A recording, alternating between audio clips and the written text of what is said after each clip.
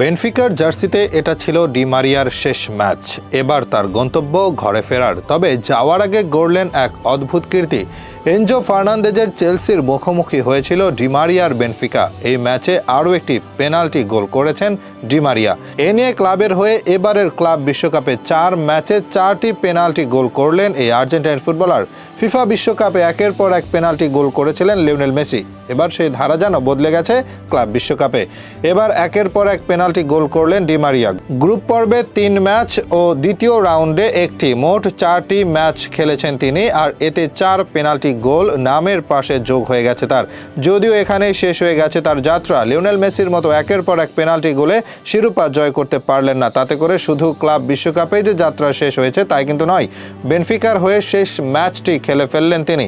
Argentine এই তারকা ফুটবলারের এবার পরবর্তী গন্তব্য হচ্ছে তার বাল্যকালের ক্লাব রোজারিও সেন্ট্রাল। ক্লাব বিশ্বকাপের দ্বিতীয় রাউন্ডে চেলসি ও বেনফিকার মধ্যকার লড়াই ছিল নাটকীয়।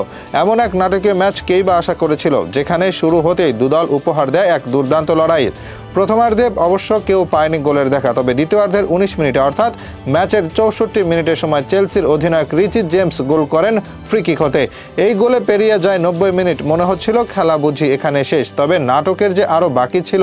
ওটামেন্ডির হেড আঘাত করে চেলসির খেলোয়াড়ের হাতে, তাতে পেনাল্টি পায় বেনফিকা। অতিরিক্ত সময়ের খেলা, মাথায় প্রচণ্ড চাপ। তবে সেসব চাপ উড়িয়ে দিয়ে দারুণ এক গোল করেন ডি মারিয়া। ঠান্ডা মাথায় গোলকিপারকে অন্যদিকে ঠেলে দিয়ে স্কোর শিটে নিজের নাম তোলেন। এবারে ক্লাব বিশ্বকাপে এটা তার 4র্থ গোল। সবচেয়ে মজার বিষয় হচ্ছে প্রতিটি গোল করেছেন তিনি স্পট কিক হতে, এবং সবগুলো গোল এসেছে ম্যাচের অতিরিক্ত সময়ে। 2টি গোল হাফ টাইমের অতিরিক্ত সময়ে, অন্য 2টি গোল 90 মিনিটের পর। তাতে করে প্রথম ফুটবলার হিসেবে ক্লাব ফুটবলের এক আসরে 4টি পেনাল্টি গোলের অদ্ভুত রেকর্ড নিজের করে নিলেন আর্জেন্টাইন এই সাবেক খেলোয়াড়।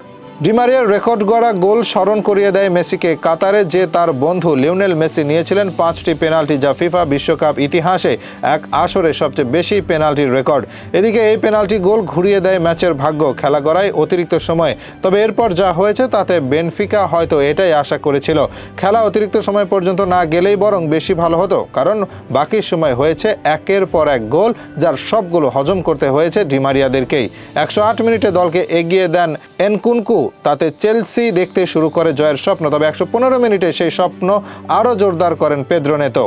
117 মিনিটে তাদের জালে এক হালি পূরণ করে দেন ডেউসবারি হল। শেষ পর্যন্ত 4-1 গোলের বড় জয় কোয়ার্টার ফাইনালে এনজো পেদ্রোর চেলসি।